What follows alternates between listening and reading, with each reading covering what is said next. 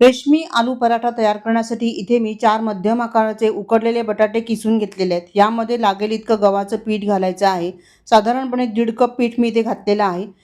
यानंतर यामध्ये मसाले घालायचे आहेत। अर्धा चमचा मी इथे जिरं घातलेलं आहे, अर्धा चमचा ओवा घातलेला आहे, 1 चमचा सफेद तीळ, 1 चमचा चिली फ्लेक्स, चवीनुसार मीठ आणि बारीक चिरलेली कोथिंबीर ह्यामध्ये घातलेली आहे। आणि आता ह्यामध्ये एक थेंबही पाण्याचा न घालता हे पीठ आपल्याला मळून घ्यायचं आहे। बटाट्याचं जे मॉइश्चर आहे त्यामध्येच आपल्याला हे पीठ तयार करून घ्यायचं आहे।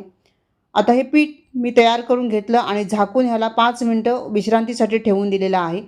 5 मिनिटानंतर पीठ चांगलं पुन्हा एकदा मळून घ्यायचं। इथे मी एक छोटासा पिठाचा पोर्शन काढून घेतलेला आहे, गव्हाचं सुकं पीठ घेतलेलं आहे आणि आता ह्याचा आपल्याला पराठा तयार करून घ्यायचा आहे।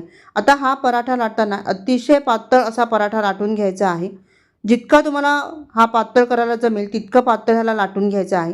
आता इथे बघा, हा मस्त असा पराठा मी तयार करून घेतलेला आहे। हा अतिशय नाजूक पराठा तयार झालेला आहे। आता याला आपण शेकून घेऊया।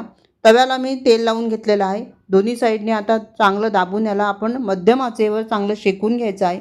वरून तेल लावायचं किंवा तूप लावून घ्यायचं आणि हा रेशमी आलू पराठा मस्त असा तयार झालेला आहे।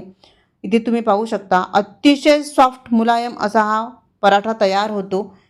डिटेल रेसिपी तुम्ही चॅनलवर पाहू शकता। धन्यवाद।